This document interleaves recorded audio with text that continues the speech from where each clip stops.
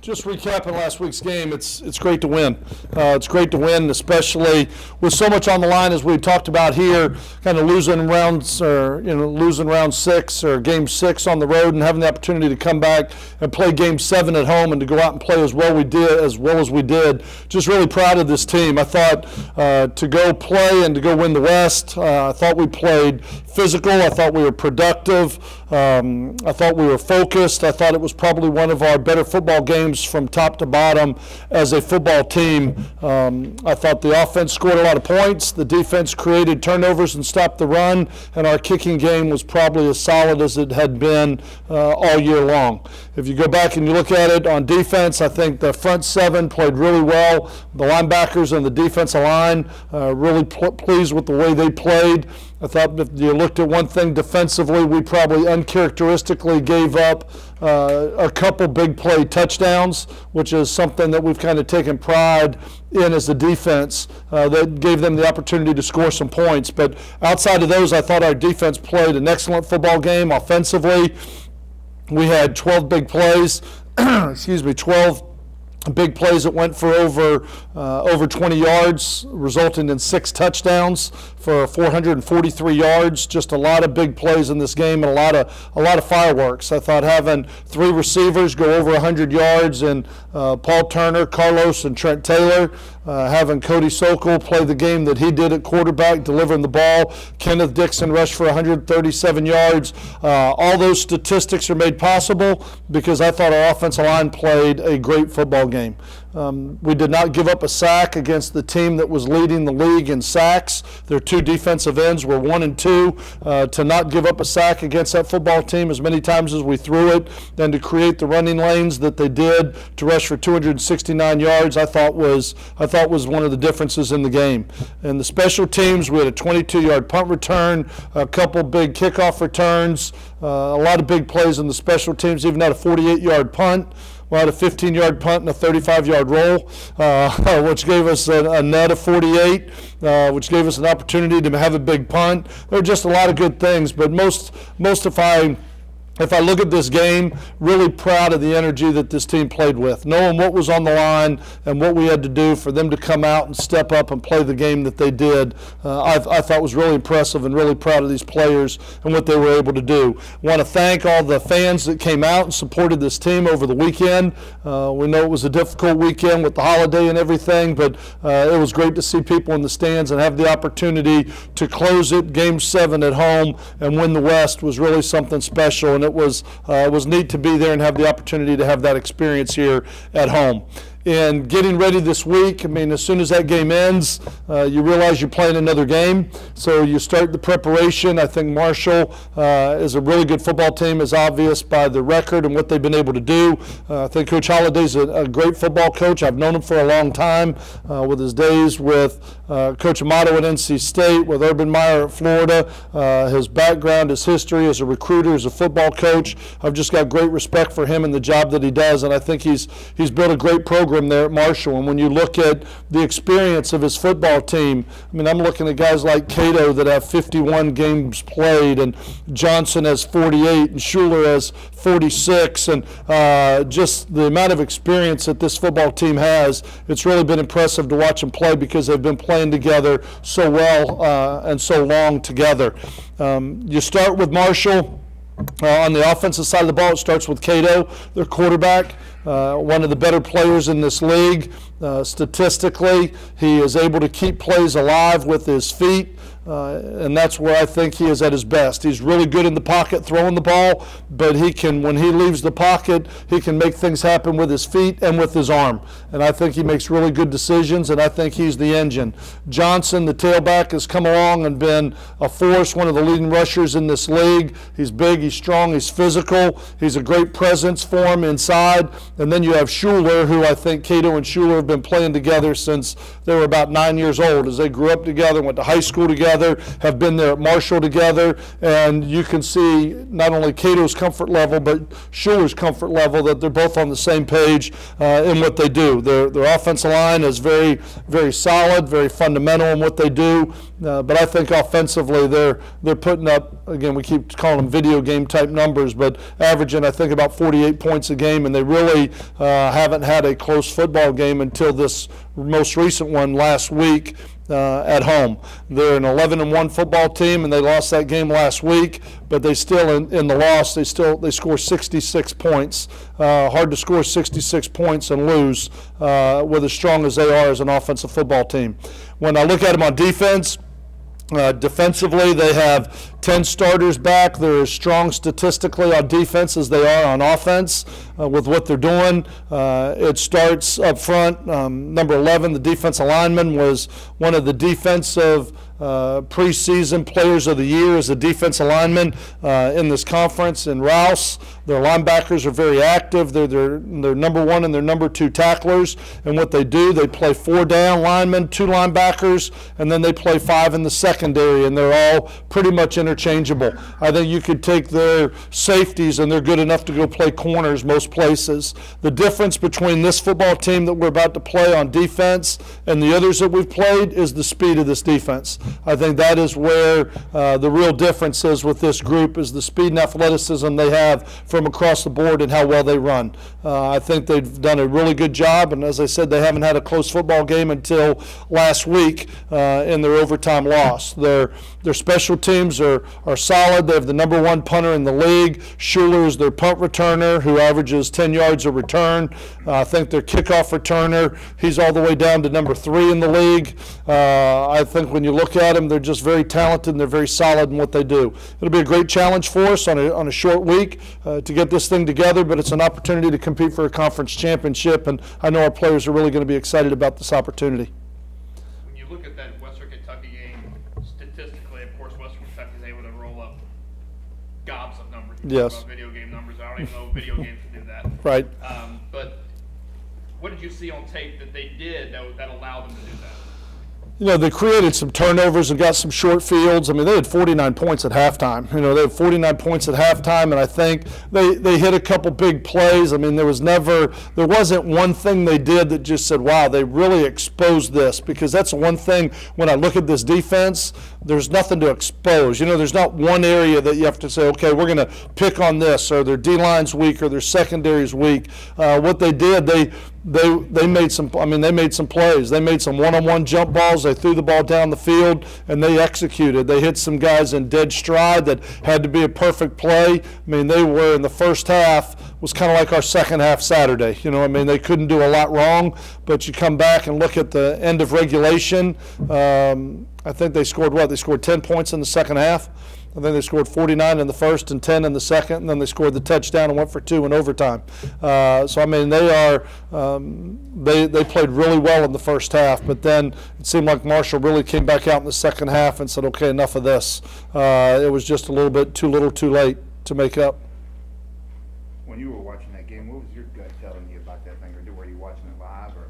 We did. We had an opportunity to watch it live, and just I thought it was a great college football game. 2 teams competing their tails off, and Western Kentucky got off to a strong start. When you look at their numbers and what they've done offensively, it's what they've done to a lot of people and scoring a lot of points. But then to watch them come back, it was almost one of those games you were saying, you know, that horse is coming up. It's going to be a photo finish at the finish line, and it was. And going into overtime, I thought it was a great college football game with 2 teams that were competing their tails off, and with so much riding on the line for Marshall, I know it was probably really hard to take to lose the game the way they did right in overtime with a 2-point play. Because there's a lot of schools out there putting up the pads, and their coaches are already out on the recruiting trail. Yep. Obviously, you're continuing to play helps you recruit in a different kind of way. Right, exactly. And the thing you don't like, you only get 2 weeks out on the road recruiting with the new recruiting calendar, and you get this week and next week, and you lose one in having your coaches in as you prepare for this game. But I'd much rather be in this game than out recruiting right now, for sure. I mean, I'd like to be able to do both, but I'd much rather be in this game than be on the road recruiting. How much has the emergence of more playmakers net for your offense when you look at Paul's game Saturday. And, Yep.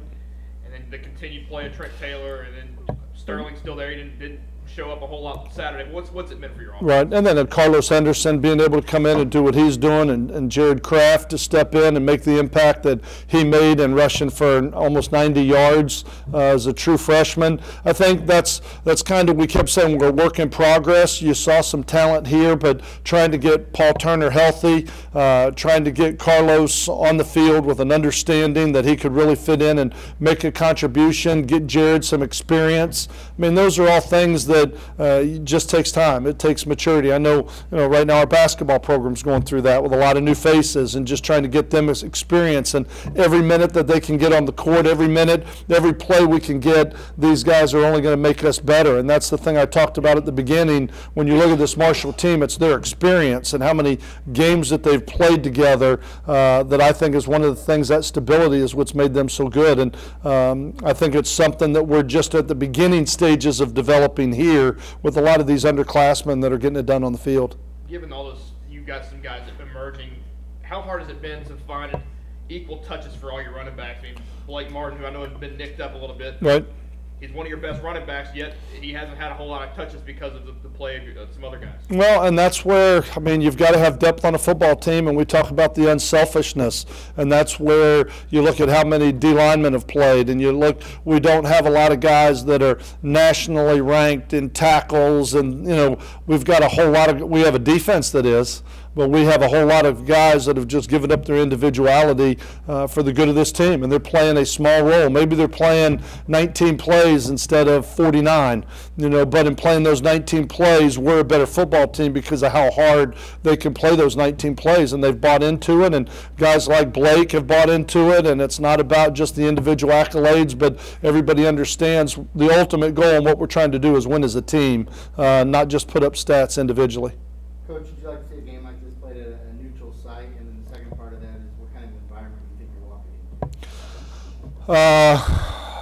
Well, let me go backwards on your two questions. I think the environment, obviously at home at Marshall, with the history they have, the record, I think they have the second best winning percentage of any FBS school in the country at home.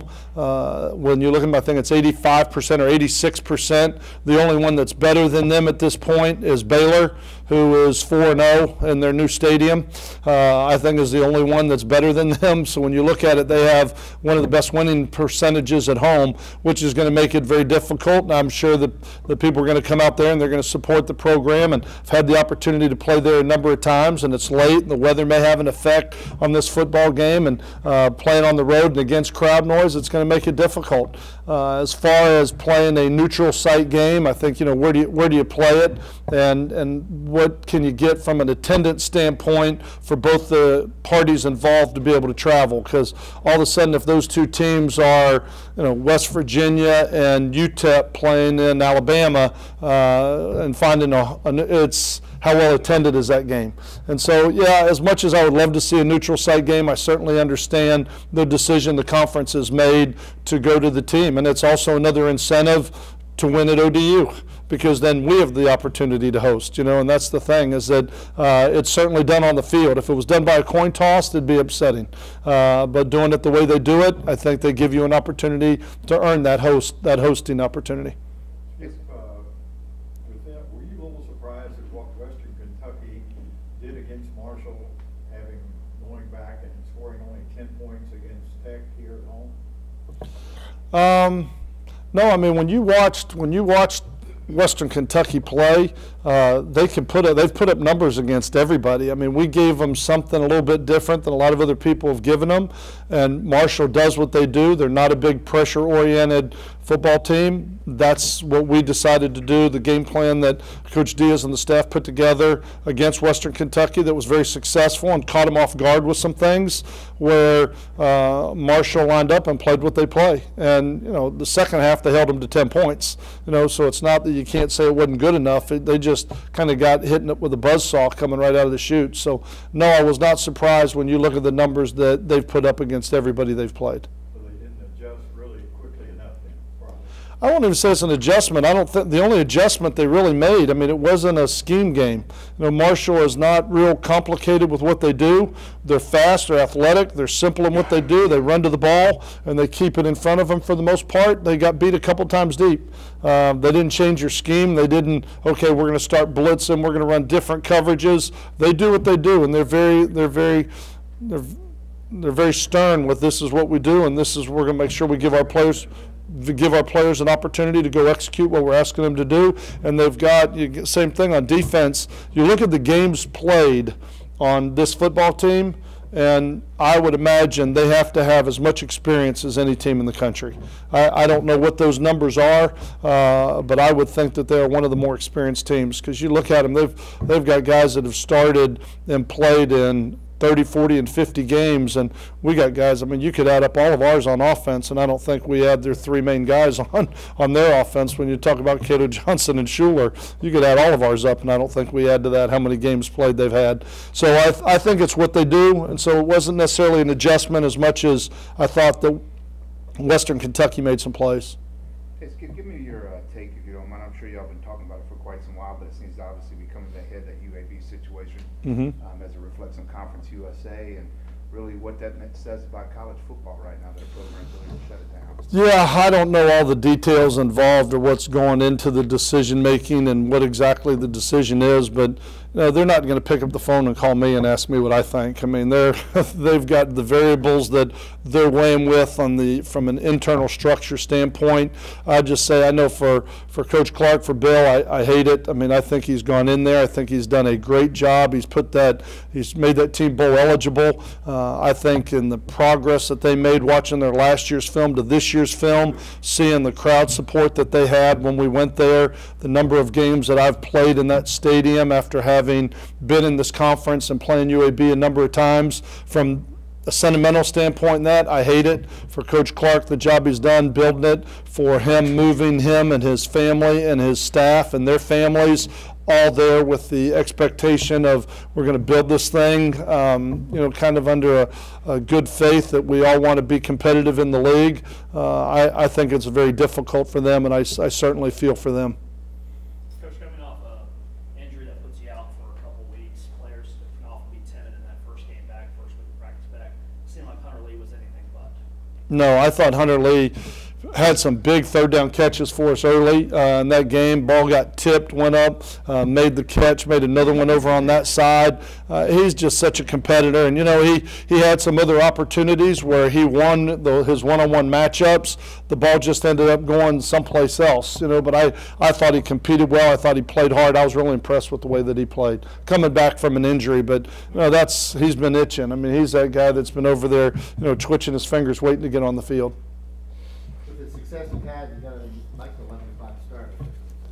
I like the 11 o'clock start because it'll be the warmest part of the day, and that's one of the reasons that I like it. It'll be an early start. It gives us an opportunity to go up there, get out on the field, play the game. It'd still be a nice environment, but I don't think it'll be the same environment had it been a 7 o'clock game up there with cold weather and the sun goes down and those type of things. So I'm excited about the time. Plus, it'll give us an opportunity to get back here at a decent hour, because our coaches are right back out on the road on Sunday right after this game.